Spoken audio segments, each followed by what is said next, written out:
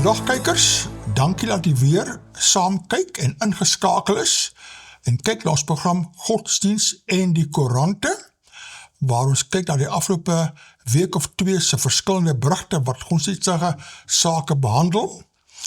Ons saai uit op die TV-stasie Homebase TV wat vanuit die Kaap in Joostenburg vlakte Kaapstad uitsaai. 24 uur 'n dag, jy kan dit kry die middel van streaming en verskillende medias ook, die middel van die kodeerder, etc. En by ons vandag het ons weer eens hierso vir Regard. Welkom Regard, ek is Dag Simon, bly jy is hierso. hoe gaan dit? Nee, ek leef, gaan aan. Ek is bly om dit te hoor. Wat se nuus het jy vir ons? Nee, ons gaan ook aan, werk maar hardloop rond soos altyd. En soos ons so rukkie terug ook genoem het, die nuwe website is lewendig. Ja, So mense kan gaan na homebase.tv.org en dan kan hulle livestream daarso, as hulle sien daar's so 'n bar wat sê livestream, dan kan jy daarop klik, dan gaan dit na die livestream, kan jy sien daarso is die skedule en alles is daar, so is baie opgewonde, ons website is uiteindelik weer lewendig. hy was 'n rukkie afgewees. Ja, was mos gehack gewees, so ons is dankbaar hy is nou weer aan die gang. Jong, ons moet daar die hackers bietjie uithek en hulle vang. Ja, lyk my daar's mense wat dis al wat hulle doen, lyk dit vir my. Ai, Maar ons is dankbaar is nou weer aan die gang. dis 'n probleem. Waar begin ons vandag, oom? Jong, jy weet, ek kry al die meer en meer respek vir 'n gedrukte koerant. Want dis eintlik 'n visuele opset, 'n layout soos in Engels wat hulle moet maak, wat jy nie kry in 'n elektroniese koerant soos rapport nou nie, soos 'n mens mis baie. En daar's baie keer in die Engelse koerant is daar 'n image of the day, waar nou 'n ongewone prent daar sit, en dis ook nuuswaardig.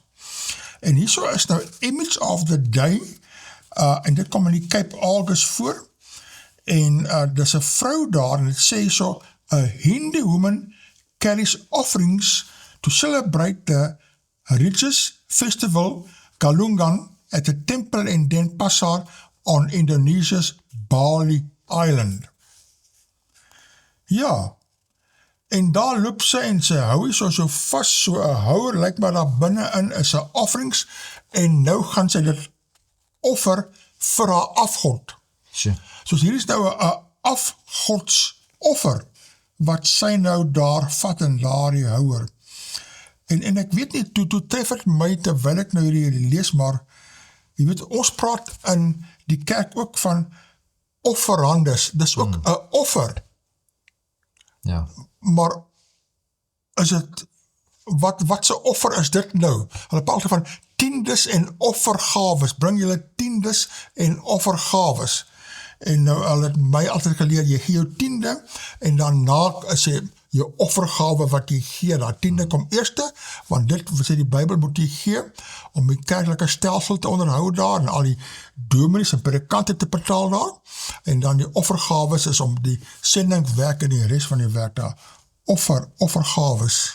Ja, is interessant, as ons kyk in die Bybel na offergawes, Ja, dan is dit baie keer dat mense het oeste en verskeie dinge gebring, soos baie, as dit nou diere was, soos koeie en skape en wat ook al, duwe, was ook deel van offergawes. die eerste opbrengs. Ja, dit sal wees byvoorbeeld koring, grane, Ja. wat dit ook al mag wees, maar, want in die Bybelse tyd het mense nie altyd geld gebruik om te koop nie. Baie keer was dit handeldryf, jy het gegee wat ook al jy gehad het, en dan het jy soos 'n ruiling transaksie aangegaan.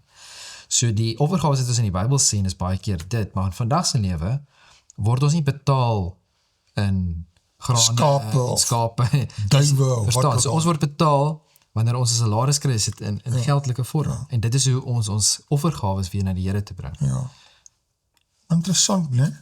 Ja, maar interessant op dit, is Ja. die teksvers. Ja, Dit een van my gunsteling teksverse, en dit is in Romeine 12 vers 1, wat sê, ek vermaan julle dan, broeders, by die ontferming van God, dat julle julle liggame stel as 'n lewende, heilige en God welgevallige offer. Dit is julle redelike godsdiens. So Paulus sê hierso, dat ons met ons liggame stel as 'n ook as 'n offer. offer. Offerhande. Ja. Nou, wat precies bedoel jy daar met jou liggaam stel as 'n offer? Die ding is, ons sien ook in 1 Korintiërs 3, sê dit dat ons liggaam is 'n tempel van God. Ja. So die manier hoe ons liggaam gedra, en ons leer vir ons kind, die manier hoe ons optree, die manier hoe ons praat, dit wat ons, selfs wat ons insit in ons liggaam, ons moet gesond probeer leef. Maar nie net dit nie, maar ook wat uitkom. Het gaan nie net oor wat ons insit, maar wat kom uit. Frans, hoe praat ons, wat doen ons?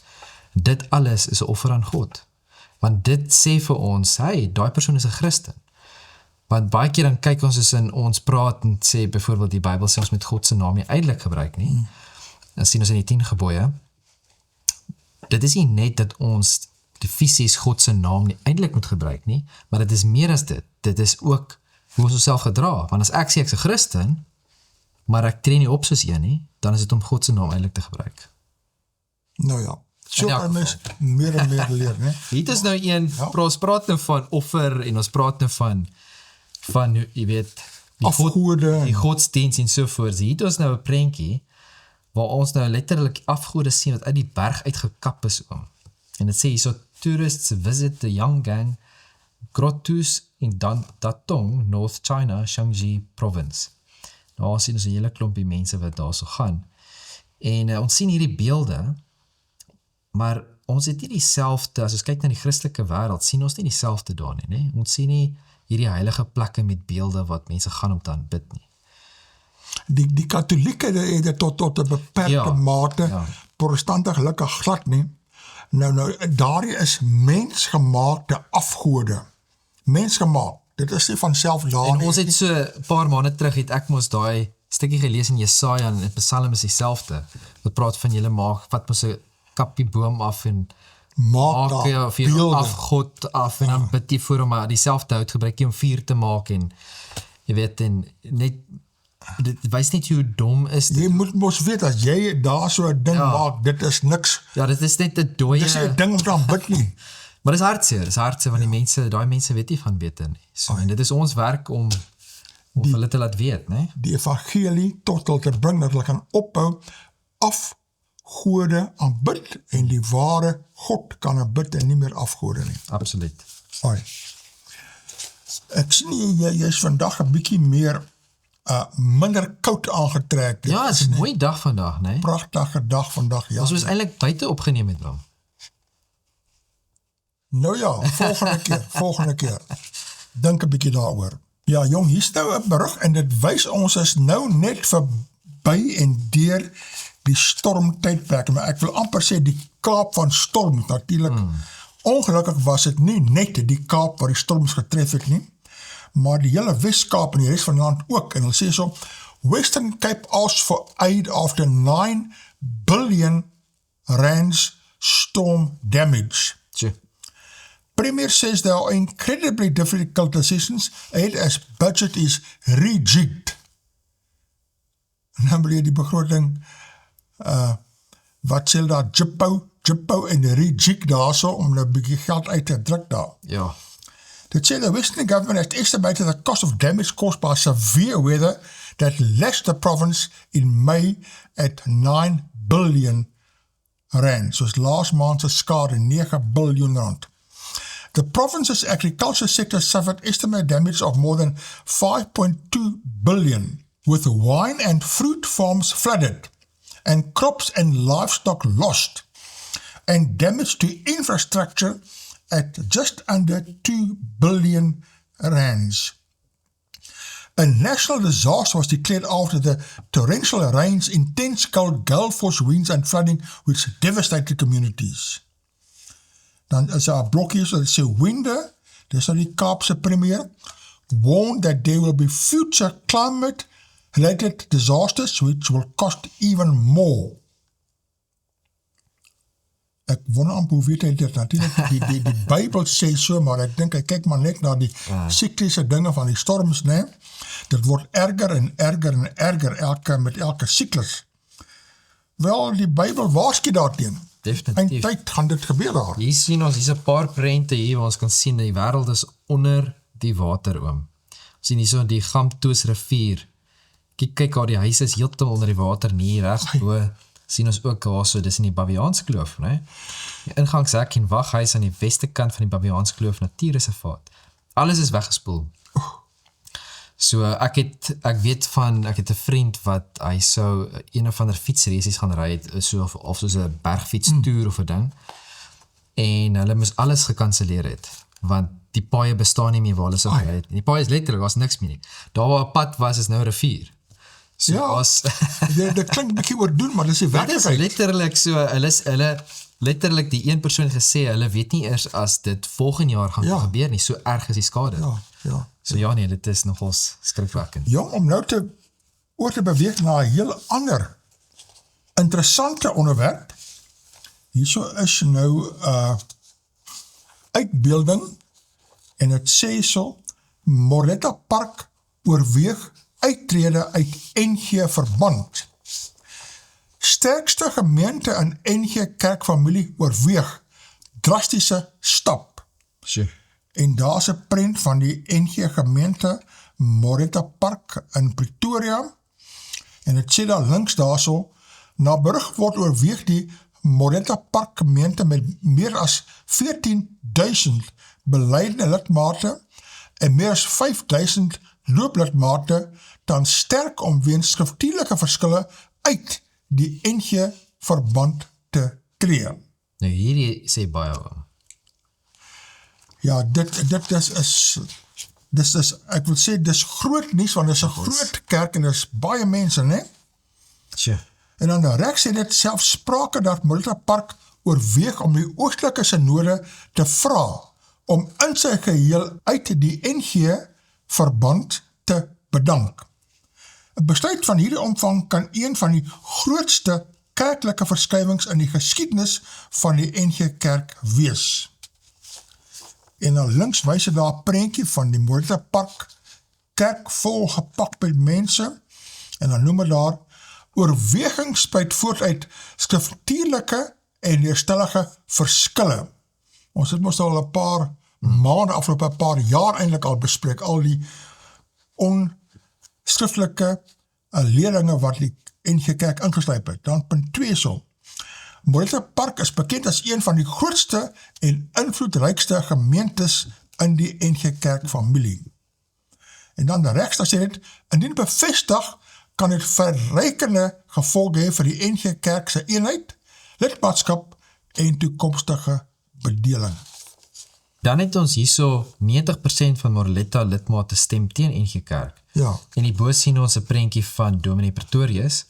En daar staan, dit sê hierso, die NG Kerk se grootste gemeente is besig om sy verhouding met die kerkverband te hervalueer, nadat peilings onder lidmate gewys het. 'n oorweldigende meerderheid is ongelukkig met die groter kerkstrukture. Sjoe, Dit het baie implikasies. kan dit amper nie glo nie. Ek het nooit gedink dit sal gebeur nie. Ek ook nie, maar ek kon sien hy kom so aan. Hy het gehad 'n baie bekende Moretta beraad van die mense wat daar was. Hulle praat nou nog daarvan waar hulle die dinge in oënskou geneem het. Wat gaan aan en waarheen? Soos hy kom al 'n hele ruk aan daar. Ja, daardie Dominee Pretorius is 'n baie gawe man. Ek het hom ontmoet hier so in die Kaap by een van hierdie kerklike seminare. Ja, soos jong man nog daar, baie bekwam en sovoort, soos alle sterkte. Maar dit was hier so 'n berig uit rapport uit oor hierdie gebeurtenis, en hierso staan die opskrif daar, 90% van Moretta lidmate stem teen NG Kerk. Dit is geskryf deur Johan Eybers. En hy sê, die NG Kerk se grootste gemeente, Moretta Kerk in Pretoria, is besig om sy verhouding met die kerkverband te herevalueer. Nadat peilings onder lidmate gewys het dat 'n oorweldigende meerderheid is ongelukkig met die groter kerkstrukture. Dominee P.C. Pretorius, hoofuitvoerende leraar van Moretta Kerk, het Vrydag aan rapport bevestig dat die gemeente op sy jaarlikse vergaderings temperatuurtoetse onder lidmate gedoen het. Ja, dit is interessant, temperatuurtoetse. Ja, om te kyk waar staan die mense. In Engels praat hulle van 'n strawwoud. Hande op steek, tel nie regtig nie, maar gee indikasie, né? Ja. 'n strawwoud, nogal. Ons kan bevestig dat 'n oorweldigende meerderheid lidmate aangedui het dat hulle ongelukkig is met die strukture van die groter kerk, het Pretorius gesê. Rapport verneem dat meer as 90% van lidmate het hulle ongelukkigheid met die NG Kerk te kenne gegee. En dit is geweldig baie. As so groot gemeente so ontevrede is met hulle kerkleierskap en struktuur, dat is 'n groot ding, né? Hulle praat baie keer van as jy nou vat, as jy kyk na die soos as die president ingestem word by Amerika wat geval. En sê maar hy wen met 60%. Dan is dit 'n landslide. Hulle noem dit 'n landslide, hè. En baie keer is dit soos 58 is of 55, dan is ook baie.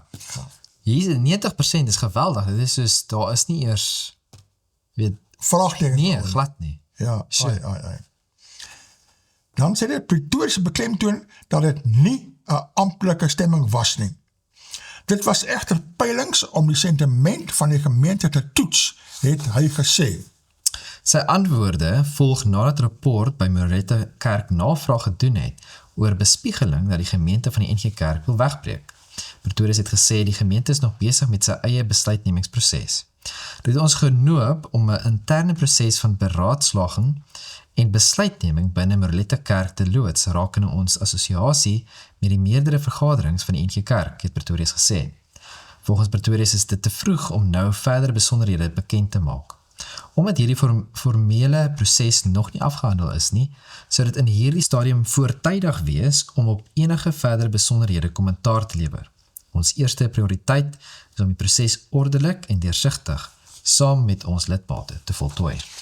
Nou, nog interessant, want hulle praat hierso, né, van meerdere vergaderings. Elke vlak bo jou is 'n meerdere vergadering. Daar's eers jy, jou gemeente, dan is daar die ring en die streeksynode en dan is daar die algemene synode, al die meerdere vergaderings daar. Ja. Dan gaan hy aan en sê, die NG gemeente in Moreletta Park is met meer as 14.000 beleidende en meer as 5.000 doelidmate verreweg die grootste gemeente van die NG Kerk. Moreletta Kerk is al jaarlang een van die invloedrykste gemeentes in die NG Kerk. 'n Moontlike breuk tussen Moreletta en die NG Kerk sal daarom een van die grootste en mees simboliese skeure in die kerkverband se onlangse geskiedenis wees. Die gemeente se verhouding by die NG Kerk se breër struktuur is al sedert 2019 gespanne. Sure. Rapport het in Junie 2019 berig dat Moreletta Park oorweeg het om die oostelike synode te vra om in sy geheel uit die NG Kerk te bedank in protest teen die kerkverband se liberale neigings. Moreletta het destyds ontken dat hy ander gemeentes wou vra om saam uit die kerkverband weg te breek. Later in Moreletta Park 'n spesiale beraad gereël waar behoudende lidmate, leraars en gemeentes van oor die land heen genooi is om oor die NG Kerk se toekoms te praat. Rapport het in Februarie 2020 berig dat die gemeente die beraad gereël het omdat hy 'n magteloosheid binne die struktuur van die NG Kerk beleef. Ja, jy sien die strukture, die meerdere vergaderings neem besluite en dan dwing hulle dit af en hulle neem teologiese besluite, waar die dogma van die kerk verander en die gewone gemeentes het geen insaag daaraan en dit is waar al die probleme vandaan kom. Selfs jou boeke en is nie net dat hulle sê, okay, wat glo maar wat ook al jy wil nie, hulle sê dit ook. Ja. Maar hulle verander letterlik dit wat hulle glo. Dis reg. En dit is wat die belydenis skrifte. Ja. En jy hoef nie meer te glo so opsioneel. Jy kan nou kies wat jy in glo en party dinge is direk teen die Bybel wat hulle besluit, né? In die uitnodiging na die beraad het Moreletta Park homself as 'n evangelies behoudende gemeente beskryf en gesê hy ervaar dat die meerderheidsstem in die NG Kerk deur 'n minderheidsstem oorheers word. Ja, dis die minderheidsleierskap wat die sterk swaai in die hele kerkstruktuur, die hele kerk alles wil oorheers. Die spanning het onder meer gevolg na die algemene synode se 2019 besluit dat gemeentes self kan besluit of hulle gay lidmate in dieselfde geslagverhoudings wil erken of nie. En ook of jy in 'n letterlike duiwel wil glo of nie, ensovoorts.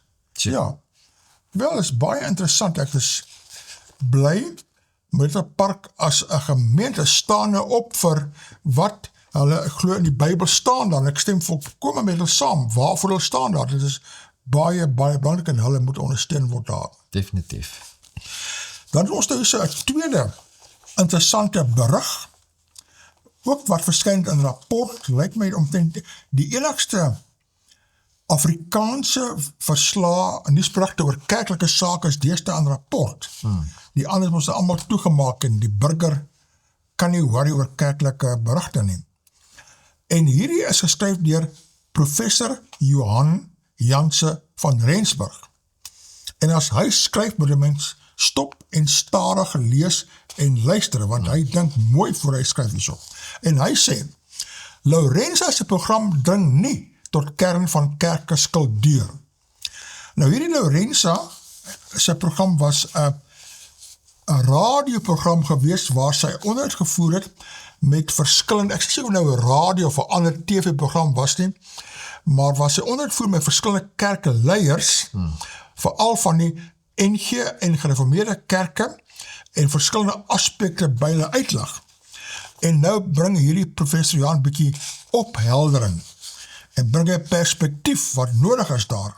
Soos hierdie, die agtergrond hier is daardie hele onderhoud, en ons het daardie opname, as kykers daarna wil luister, ons het nou nie, sover ek weet, 'n visuele opname nie, maar ons het 'n klankopname, en dit het ons 'n woordelike beskrywing ook daar, van wat als gesê is daar, as jy wil kan ons dit vir u stuur daar.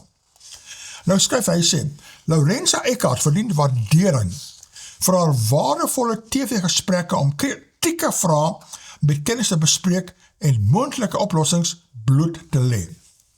Tog was dit 'n onbegonne taak om die afgelope maandag die debat oor kerk, geloof en skering tot 'n vorm van geloofwaardigheid te bestuur.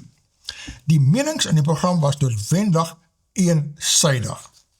Oor die NG Kerk die volgende opmerkings. Nommer 1.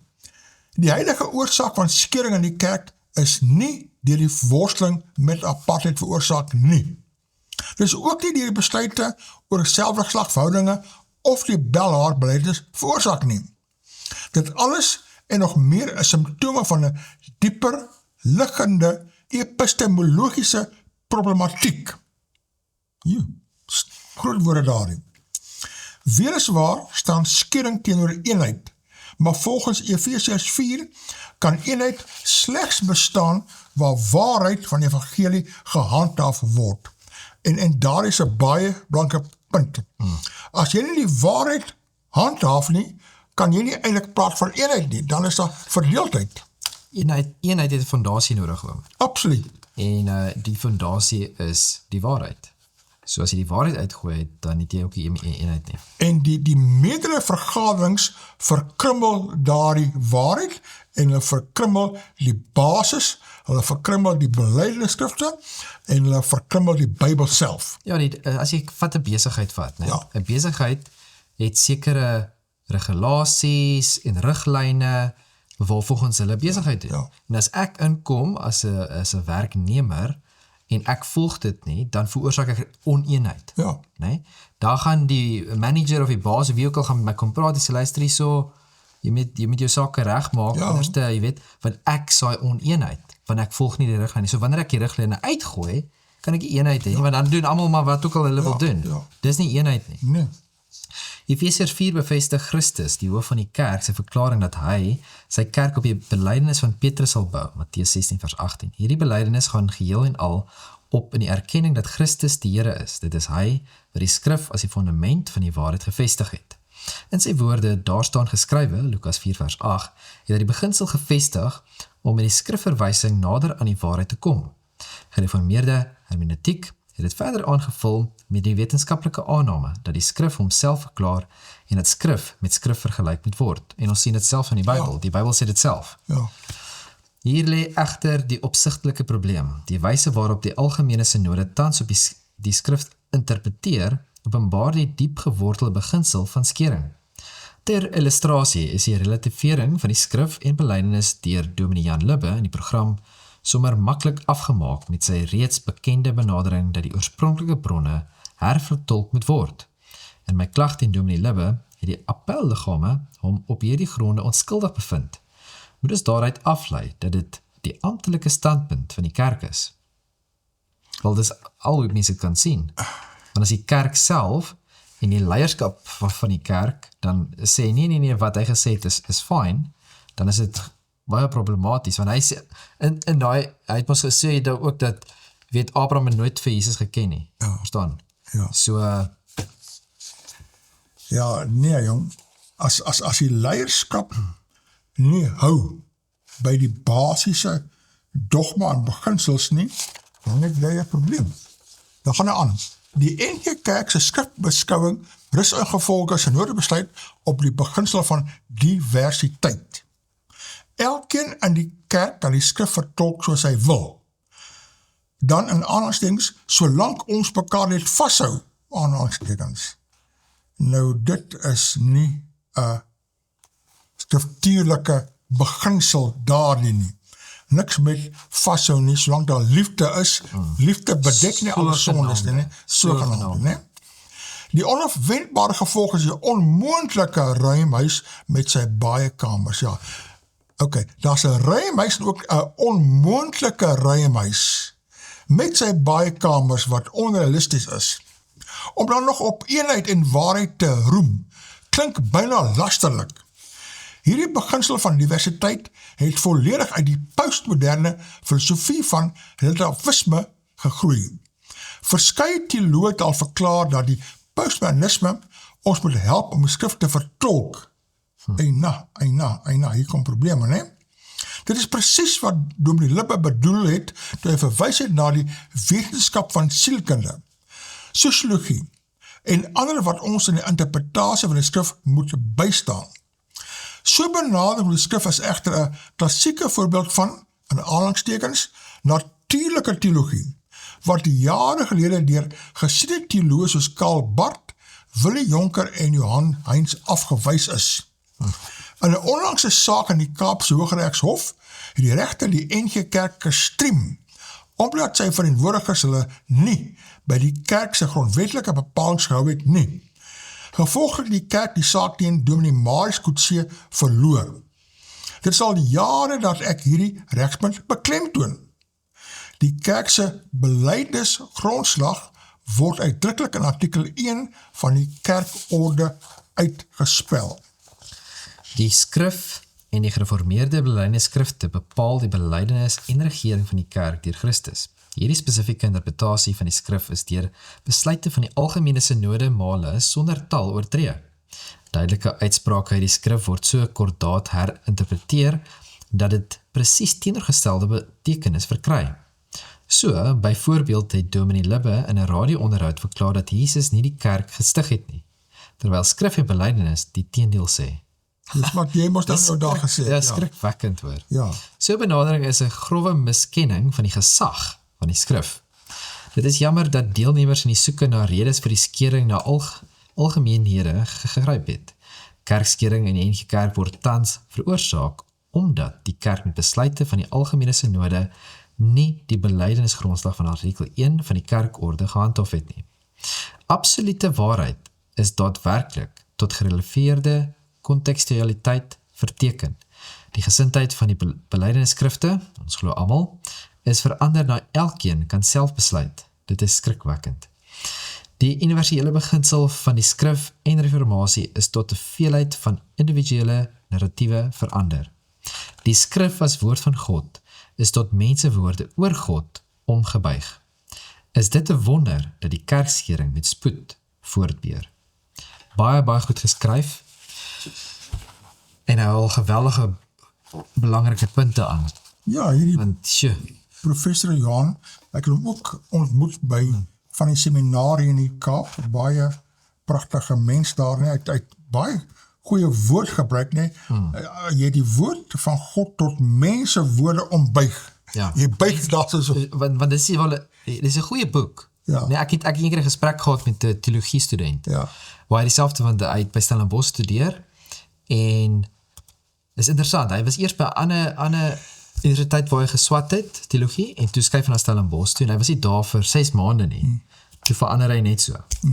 En ek praat met hom, en hy sê, nee, die Bybel is 'n goeie boek, weet, maar jy kan nie dit gebruik as die fondasie hoekom jy dit en dit glo nie. En ek sê, maar, wel, as jy dit uitgooi, dan, hoekom glo jy dan? Want dit maak glad nie sin nie. Maar die hele punt is, die saak wat hy hierso sê, is dat, as jy die skrif nou kan maar vertolk, wat se kant toe ook al as gevolg van jou omstandighede en jou wêreldsiening, dan is dit problematies. 'n veelheid van individuele narratiewe verander die Bybel na veel, jou siening en my siening, en jy kan kies en jy kan glo wat jy wil. Dit is fataal. Is fataal. Nou, 'n ander onderwerp, ons sien daar gaan 'n klomp optogte wat al reeds gebeur het, wat nou weer verder gaan gebeur. Volgende week is mos die Dinsdag, 30ste, ek dink is 30, die 30ste, ek dink is Dinsdag is reg. So staat is medepligtig, xenofobiese mobilisasie in Suid-Afrika se politieke onderneming waarin die staat met vigilante groepe saamwerk deur wat hulle doen en versuim om te doen, skryf Lauren B. Landau en Jean-Pierre Sagu. Hierso sien ons 'n prentjie hierso. March and march until we win. Wat staan nou? March and march until we win. Okay, hierdie betogers se slagspreuk of waar ons mos bekend as March and March. Ek kon nie mooi verstaan wat jy van praat nie. Maar dit is hulle naam, March and March until we win. En dit sê hier onder betogers met 'n ANC vlag en 'n banier van die anti-immigrante organisasie March and March in Johannesburg in November. So die hele ding is hierso, dit is 'n organisasie, né? Dis 'n anti-immigrante organisasie. En dan sê dit hierso, for the future, for our country, corruption, illegal immigrants, crimes, ensovoorts. So, en dan, kom ons lees wat hierso staan. Het sê, optogte die moord op Mosambiekers, staatsgesteende ontruimings, 'n presidensiële toespraak op nasionale televisie, mobilisasie teen immigrante het die wêreld se aandag weer op Suid-Afrika gefokus. Die kontinentale teenreaksie bedreig toerisme, handel, diplomasie en beleggingsgeleenthede in Suid-Afrika se grootste ekonomie en laat sy grondwetlike demokrasie ontspoor. Die afgelope 20 jaar het ons die politiek van migrasie en xenofobie in Suid-Afrika bestudeer. Saam met ons XenoWatch en die Mobility Governance Lab tot stand gebring om voorvalle van xenofobiese diskriminasie te dokumenteer en strategieë te evalueer om veilige mobiliteit en sosiale samehang te bevorder. 'n onlangse vergadering by die Uniegebou bied nog 'n voorbeeld. Op 25 Mei vanjaar het senior kabinetsministers 'n hoë-vlak vergadering met die leiers van March and March en ander organisasies gehou om onwettige immigrasie en die toename in anti-immigrant betogings in die land te takel. Om groepe soos die toegang tot die hoogs politieke amptdraers te gee, verleen na ons menings legitimiteit aan hulle en gee vir hulle plek in die Suid-Afrikaanse politieke stelsel. Hulle woorde word op nasionale televisie en radiostasies uitgesaai. Hulle ultimatums word as verteenwoordigende van regmatige politieke eise voorgehou. So, en hierso kan ons ook nou verder sien, het sê so, ons kan nie nog 'n Julie 2021 bekostig nie. 30 Junie mag nie nog 'n groter Marikana word. En het sê so, sy verantwoordelikheid is om die land en sy inwoners veilig te hou. Prof. Veros Kachalia, waarnemende minister van polisie, het gister met die media gepraat kort nadat hy met verskeie belanghebbendes in die Wes-Kaap, insluitend die polisie, die LUR vir gemeenskapsveiligheid, kerkleiers en tradisionele leiers, vergader het oor die beoogde protesoptrede op 30 Junie teen onwettige immigrante. Dit is nou hierso kerkleiers, nee, gemeenskapsveiligheid, kerkleiers. Ek wonder met watter kerkleiers het hy gepraat, hulle noem nooit die kerk nie, watter kerke praat hy mee? Dit is baie interessant, want dit is nie baie spesifiek, hulle noem nie raar. Nee, is maar net so. Miskien so hy het nie by my kerk gepraat nie. 'n valse pastoor hier en 'n valse pastoor daar of wat, met wie praat hy? Ja, jy weet nie. Ons kan nog nie in Julie 2021 bekostig, het hy gesê. Julie 2021 is oud-president Jacob Zuma in hegtenis geneem vir minagting van die hof en wydverspreide onrus, plundering en brandstigting het gevolg. Hy het ook verwys na mense wat opreiende aanmerking op sosiale media maak. Volgens Kachalia was daar in die Wes-Kaap al sowat 30 optogte, meestal vreedsaam. Net 6 van die optogte het met geweld gepaard gegaan. So as my kyk wat gaan gebeur, hopelik gaan dit Pas op, né? onder beheer gehou kan word, né? Nou, Dinsdag, ja. Hierso is nou 'n tekenprentjie en daar sit die acting minister of police, Kachalia, en regs is die acting police commissioner, almal vir hulle acting, hulle act, want daar's nou as waarnemend, want wat daar was, het te veel bedrog en skelmstreke gepleeg, en nou is hulle uitgesit daar, nou sê daar, die maniese sê, en nou sê Kachalia, will continue to act, June 30 deadline, nou sê sy, without fear of favor. Ja, maar wat gaan hulle act, wat gaan hulle doen? Was it just an act of a real, of gaan hulle al daardie aanval stop, of wat? Nou ja, dit is die groot vraagteken daar. Jy weet, hierdie daar's 'n klomp berigte oor hierdie gebeurtenis, so dit is 'n groot ding. Nou, en ons kan skaars na 'n paar verwys hierso, en dis net optogte en immigrante, en waar hulle moet daar, jy weet, vir huisvesting verskaf, vir al die tipe dinge, en ek het nie mooi gedink nie, maar eintlik praat die Bybel nogal baie hieroor. Ek het later eers te besef, en hierso is Dominee Bram Hannekom, en hy het hier 'n brug godsdienst aktueel, en hy raak hier 'n paar interessante verwantskappe met die Bybel aan. Hy sê die opskrif hier so bo is, onthou, ons is eintlik almal vreemdelinge. Dan sê hy, die March and March beweging, daar is het, die March and March, ek het iets nie mooi geweet nie, maar daar die prentjie maak het, plakkaat mooi duidelik, dis hulle naam, March and March until we win, March and March until al die buitelanders uit die land het is, ensovoorts, nee? Maak dan verskillende emosies los. Die regering is benoud, mensenregte groepe is verontwaardig, en anders ons het nou genoeg gehad. En dan is daar 'n stil groep wat dankbaar is, dat iets aan die uitdaging gedoen word, al sal hulle nie dit hardop erken nie. Toe vreemdelingshaat in 2008 regtig begin eskaleer het, was daar baie stemme, veral ook in die kerk, wat skerp gereageer het.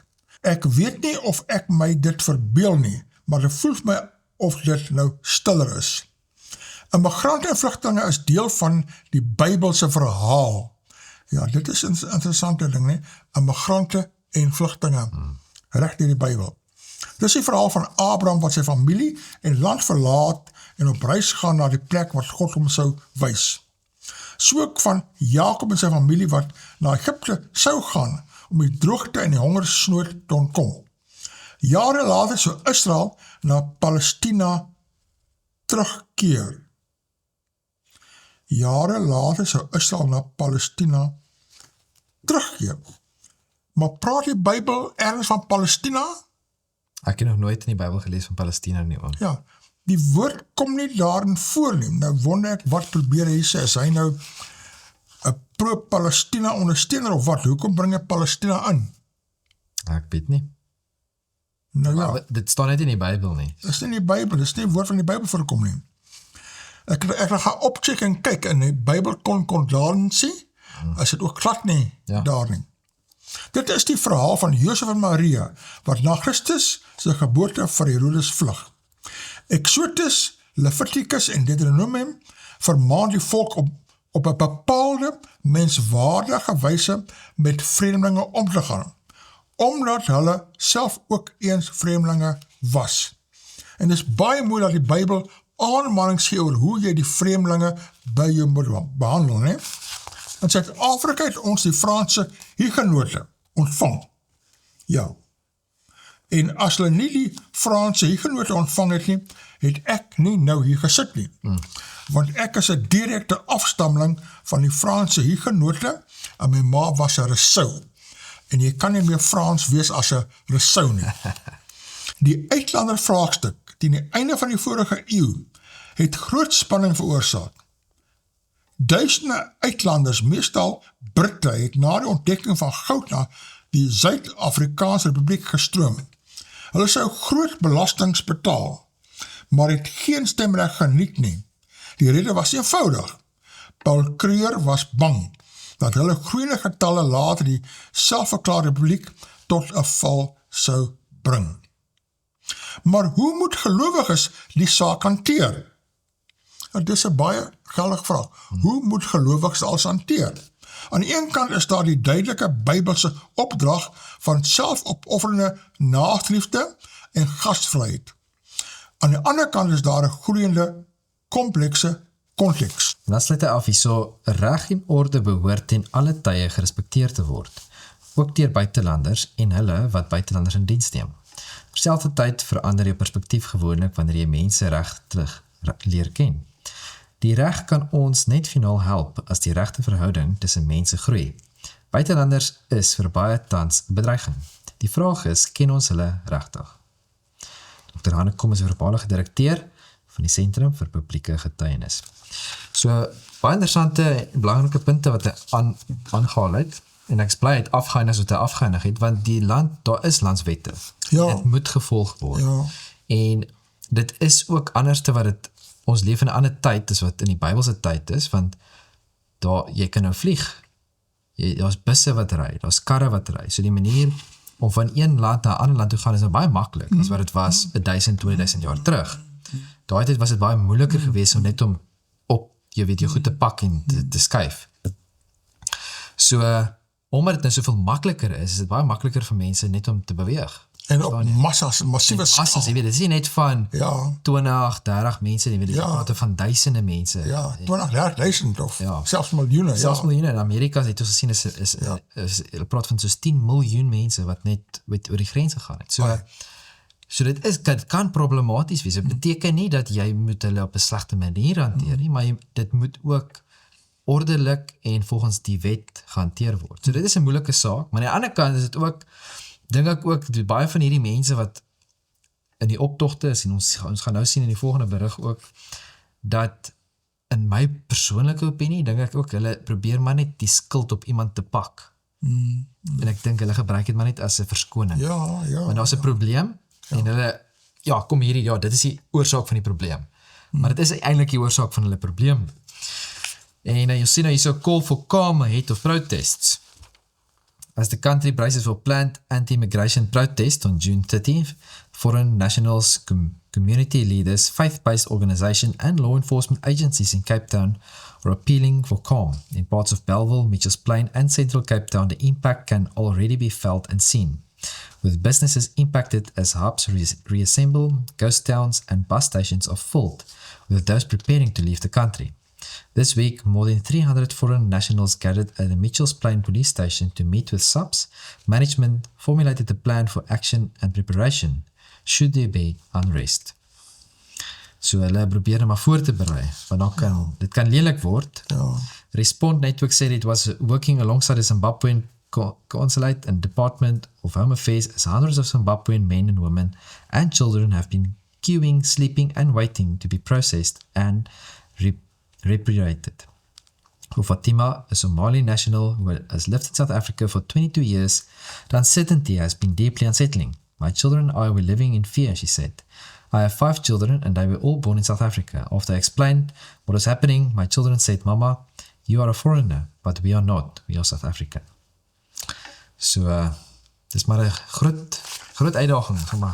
En die menslikheid, as daardie vrou nou moet terug na haar land, los sy 5 kinders agter, wat word van hulle, hoe gaan sy voel, wat ook al, soos 'n uiters komplekse ding, soos, dit moes aangespreek gewees het jare gelede, maar oop grense by ons en niks word gedoen nie, en korrupsie, en omkopery, en al die belang. Baie keer is dit ook, soos wat ons nou sê, die omkopery is baie keer, dit is so deel van, ek wou amper sê die kultuur, is dit, baie keer, ek het eendag met iemand gepraat, en hulle dink, dat hulle het die regte papiere om in Suid-Afrika te wees, want hulle het die persoon betaal. Maar hulle kom nie agter my, daar is eintlik 'n bribe geweest, dit is eintlik 'n omkoop geld. Hulle dink, nie maar hulle het betaal, en so hulle, uiters verstaan, so dit is die hele skelmsteek. Ja, dis baie hartseer. Baie tragies, ja. Hier is nou 'n berig. Army on standby for nationwide anti-immigration marches, so selfs die leer, militair word gaan aangeroep word, ne? Dan sê die so organizations like March and March are leading nationwide marches against the presence of illegal immigrants in the country. Ja, soos almal is te bang, nou eindig hy af hier, so hy sê, business leaders also revealed that plans on the way to ensure that there are no disruptions to traffic, including key freight routes. They stated that, as the All Truck Drivers Association has indicated its intention to join the strike, plans have been made to ensure that its members cannot use their trucks to block traffic on key routes. Soos dit kan 'n groot die mekaar spul hierso veroorsaak. Hier is nou nog iemand sê, dit gaan onberekenbare skade bring. Daar is duisende ongedokumenteerde buitelanders in Suid-Afrika in diens. Die huidige veldtog om hulle te deporteer of te repatrieer sal ons land onberekenbare skade bring. Baie van hierdie mense is goed gekwalifiseerde, lewer wesenlike bydrae tot die landsekonomie. Maar as ons hulle in diens neem, is die gevaar dat ons beboet gaan word. Die buitelanders is reg oor ons land in allerlei beroepsrigtings in diens, soos die gasvryheidsbedryf, die myne, nywerhede, plaas, huis en tuinwerkers. Die vraag word gevra waar die streep getrek word, of sal almal moet gaan en ons land finansiëel op sy knieë gedwing word. Voorheen het werkpermitte gegeld, hoekom kan dit nie weer ingestel word nie? So ons sal maar sien.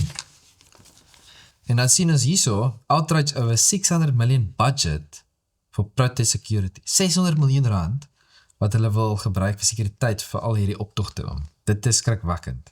Net om vrede te bewaar. Net om die vrede te niks bewaar. positiefs uit. Ja. Net om Dink net, wat rus kan, en vrede bewaar. wat kan daar gedoen word met 600 miljoen rand? Haai, dit is skokkend. Ek dink nee, as hulle nou moet sê, mense, kom ons stop die optogte, en dan kan ons hierdie 600 miljoen rand vat, en in die gemeenskappe indruk, en geboue bou, en centers, en Of ek weet wat mense kan dit doen? hervestig, en skole bou, of grense bou, of wat ook al. Ja. Ja. Nou ja, ons praat maar nie verder daaroor nie. Ai.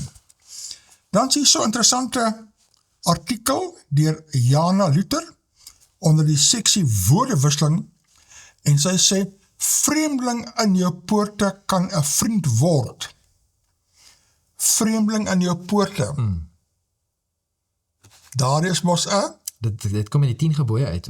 uit die Bybel uit. Ja. Ek het gaan opkyk daar op Google, ek gaan Google, waar kom daar voor? Om is gevaarlik met die Google. Ek begin nou leer, ek begin nou Google mooi gebruik, ek vind nou Google, hy is daar 'n AI, wat jy kan kies wat AI sê, maar dan het hy klomp, hy kloot die Bybel daarso, van daar die ene van Daniel Louw, wat dit sê, en 'n klomp ander dinge, en interessant, by nommer 2 wat ek vind, toe ek nou opkyk daar, was daar van Homebase, Sure. en toes daar so verwys hulle na 'n bespreking, wat André Joubert daar gehou het, en daar is die teks wat hy gebruik het, daarom moet julle die vreemdeling lief hê, want julle was vreemdelinge in Egipte land. En dit is ons nou mooi, Bybelse uiteensetting van hoe ons besorg moet wees oor die vreemdelinge. Sure. Ja. Nou om te gaan na 'n ander onderwerp, en ons het nou gehad Vadersdag. Het jou klein kindertjies vir jou iets gedoen op Vadersdag, of was nog te klein gewees? Sy het vir my 'n kaartjie gemaak. Cordelia het vir my kaartjie gemaak, ja. Ag, dis pragtig, jy moet dit hou. Ja. 'n raam. Ja. As sy eendag self 'n maat, dan wys jy vir haar, hierdie wat jy gemaak het my. Ja, Vadersdag is baie mooi, nee. Ek het 3 dogters, hulle ook elkeen vir my daar kom kuier, en elkeen my daar chocolates gebring, of neute, of iets of wat lekkers daar, so ja. Nou ja, hierdie is geskryf deur Christina Landman, aan die afdeling Godsdienst Aktueel. Gee vir my 'n ware man vir Vadersdag. Dis nogal 'n ding, né? Gee my 'n ware man. En so skryf sy 'n hele berig daaroor, en sy sê so, oor 10 dae, dis nou voor Vadersdag, is dit Vadersdag. My pa het altyd gesê, Vadersdag is net 'n geldmakerij. Al ons kinders het saamgestem, en dan lekker saam met hom gaan uiteet. Die paas die Bybel word eintlik baie rou voorgestel. Rou in hulle menslikheid, rou in hulle pyn. Daar's nie eintlik 'n stereotype die man in die Bybel nie. Die Bybel is vol mans met foute wat leer om God te vertrou. Daar's Dawid wat rondkuier, maar uiteindelik hartverskeurend treur oor sy seuns wat sy koninkryk wil afvat. Daar's Noag wat die mensdom van die waters red, maar pas op vaste grond uit sy dronkenskap moet opstaan. Daar's Isak wat liewer vir sy een seun Jakob is as vir die ander, Esau. Oeg, en die moeilikheid wat dit veroorsaak. Is dit wat sy sê daarso? Ja, OEG. Isak wat liewer vir sy een seun, Jakob, is vir die ander Esau. Sy het hom andersom. Want hy was liewer vir Esau as vir Jakob. Ja, nou ja. Skryf en help haar reg daarso. Sy is 'n teoloog. Jy moet seker maak van jou feite want jy nou met 'n teoloog doen, maar ek glo maar net wat in die Bybel staan. Teoloog is nie altyd reg nie in elk geval. Dan sê daar's Moses wat sy kinders by sy vrou Sipora verwaarloos, maar tog reg kry om in gesprek met God te bly. Maar sy mense nie tot in die beloofde land mag bring nie. So wie het dan nou nog vir ons die streng, liefdelose, almagtige man uit die Bybel gaan haal? En vir ons vertel, dis die soort man wat God wil hê alle mans moet wees. Iemand het eendag gesê, as jy apartheid in die Bybel kan inlees, kan jy die patriargaat ook daar kry. Patriargaat, in aanhalingstekens, is 'n groot woord.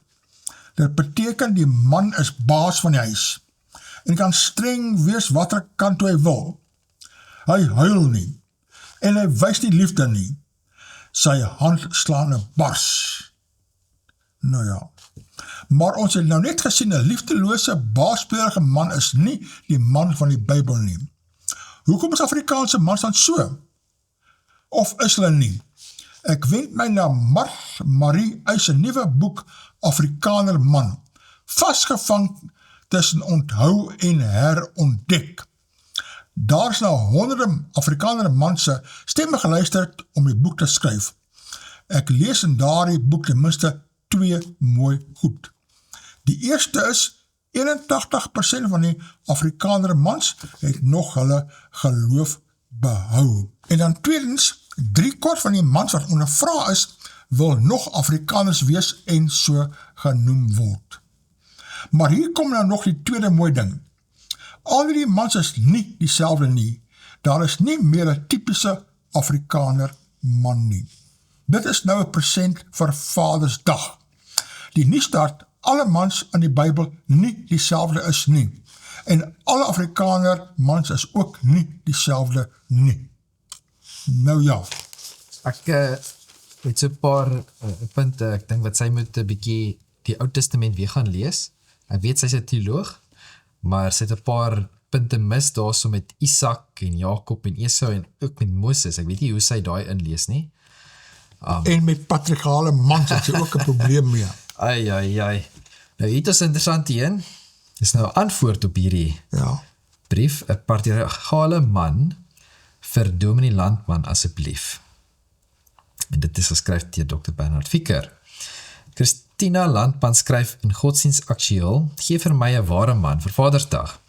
Dat patriargaal is 'n groot woord. Dit beteken die man is baas van die huis en kan streng wees watter kant toe hy wil. Hy huil nie en hy wys nie liefde nie. Sy hand slaan 'n bars. Waar kry Dominee Landman hierdie omskrywing van 'n patriarg? Want dit is nie in my Bybel nie. Die Bybelse omskrywing van 'n patriarg is iemand wat verantwoordelikheid neem. Dit wil sê verantwoordelikheid vir sy vrou, sy kinders, sy besittings en sy werkers. Dit is glad nie iemand wat baasspelerig is of mense rondbaas of bebaas nie. Baie moderne mans is ongelukkig nie patriarge nie en neem geen verantwoordelikheid nie. Veral nie vir die kinders wat hulle verwek nie, of vir die moeders van hulle kinders nie. Ek lees dat tot 2/3 van kinders in Suid-Afrika nie 'n pa in die huis het nie, en dikwels glad nie weet wie hulle pa is nie. Hoe wens ek dat hierdie mans hulle patriargale verantwoordelikhede wil besef en opneem? Pa staan, hè? Ja. En ja, mans moet kan streng wees en sy kinders in die vrese van die Here opvoed. Of het Dominee Landman 'n probleem met mans wat streng is? Dit lyk so. En dan sê hierdie dominee dat patriargale mans nie huil nie. Maar my Bybelkonkordansie verwys na etlike patriargale mans wat huil. En dan konstateer hierdie dominee dat mans nie liefde wys nie. Nou ja, dit is glad nie wat in die Bybel opgeteken staan van patriargale mans nie. Vele van hulle wat hulle vrou innig lief gehad het. Dan meld Dominee Landman dat patriargale mans se hand slaan 'n bars. Ja, hier is hy uiteindelik korrek. Ek lees dat dit verwys na 'n man wat sterk en onverskrokke is, harde werk kan doen en nie terugtyns vir 'n uitdaging nie. Nou wonder ek by watter liberale en postmoderne kweekskool het Dominee Landman studeer, ten einde so 'n wanbegrip van patriargale mans te hê. My gebed is dat Dominee Landman se wens vervul mag word en dat sy 'n ware patriargale man vir Vadersdag mag ontvang. Baie goed geskryf, oom. Ons hoop maar sy lees dit. Ja, ek wonder, ek hoop iemand stuur dit aan vir haar. Nou is daar 'n respons, en hierdie is van Hanlie de Waal, wat geskryf ook in die Burger, en sy sê, hierdie mans was ware rolmodelle. Sy sê, mooi gestel, Dr. Bernard Fieker, my pa en skoonpa was patriargale mans, en so my man van 50 jaar. Gelukkige, goed gebalanseerde, godvreesende mans waar hulle vrou en kinders na die beste van hulle vermoë liefgehad en versorg het. Rolmodelle, waar hierdie land 'n klaaglike tekort het. Volg die Bybelse beginsels en jy kan nie verkeerd gaan nie. Ok, soos hierso is nou 'n vrou wat waardering het vir patriargale mans. Haar pa was een en 'n man en 'n skoonpa en 'n broer seker as 'n gehad en wat ook al. Ja, daar's 'n wanbegrip. Nou, party mans, ons het al baie gepraat hieroor, hulle staan nie pa nie, hulle maak net droog, hulle beteken niks. As jy man het, jy moet pa staan vir jou dade, en jy moet, as jy kinders verwek, moet jy pa wees vir hulle daad, daar's 'n verantwoordelikheid vir jou daad. Maar moenie patriargale mans bietjie afkraak, ek is bietjie besok, laat Dominee Landman doen dit. Nou sy het ook daar verwys na 'n boek wat geskryf is, en hierso is dit nou, 'n stem vir Afrikanermans. Ja. Het sê so, vir te lank is daar oor Afrikanermans gepraat en nie met hulle nie. Met haar boek wil sy hierdie stilte verbreek, sê Mark Marie Eys aan Rita Fiek. En daarso is 'n foto van haar. Het sê so, maar toe kom die stemopnames, 300 vertellings van mans, hulle eie stemme, verhale van verlies, verbrokene familiebande, werkloosheid, vrees en wanhoop, maar tog ook stories van hoop, veerkragtigheid, trots. Die vertellings het my aangegryp, dit het my geruk, sê Dr. Mark Marie Eys, skrywer van Afrikanerman, vasgevang tussen onthou en herontdek, wat nou te koop is. Die boek roem daarop dat dit die eerste wetenskaplike ondersoek is na die sielkundige toestand van Afrikanermans in post-apartheid Suid-Afrika. Dan gaan sy voort en sê verder, meer begrip. Hy sê, sy het self met die skryf van die boek verander. Ek het geleer dat stereotypes baie gevaarlik kan wees. Ons raak maklik verstrengel in ons eie denke en oortuig onsself en ander dat ons reg is. Maar het jy werklik geluister?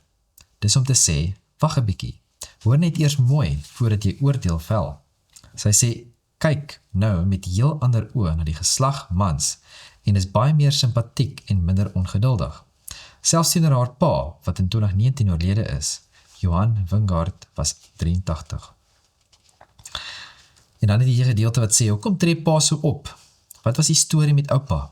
Ek wil hê hulle moet verstaan. Hulle hoef nie saam te stem nie. Ek wil net hê hulle moet verstaan. Nou eindig sy af hierso en sê, hy sê sy wil graag hê alle Afrikaners moet die boek lees, maar veral ook die jonger geslag. Ek wil hê hulle moet baie mooi diep kyk. Hoekom tree pa so op? Wat was die storie met oupa? Ek wil hê hulle moet verstaan. Hulle hoef nie saam te stem nie. Ek wil net hê hulle moet verstaan. Dus die vroue moet dit by uitstek lees en sy hoop die boek sit mense aan die dink. Uiteindelik hoop ek die boek dra by tot 'n meer verantwoordelike, intellektuele, eerlike gesprek oor identiteit, kulturele transformasie en aanpassings in post-apartheid Suid-Afrika. En daar is 'n prentjie van die boek. So, Klink as dit nog 'n interessante boek kan wees. Klink interessant, ja. Ja, ai. Het ek nou ook 'n verwysing na 6 verskillende boeke hierso. En dan sê Father's Day Reads. 6 South African books that explore fatherhood, healing and family. En die eerste ene daar is A Father's Born by Tumiso Mashaba. The memoir follows Mashaba's journey after the death of his father, a man he describes as distant and harsh. En die tweede boek is Listen to Your Footsteps, Reflections and Essays, deur Kojo Bafu, offers a thoughtful look at modern manhood. Raised by his father after losing his mother as a toddler. Dan die volgende boek is Kabelo Tshabalala tackles similar themes in A Journey from Boyhood to Manhood, a masculinity memoir.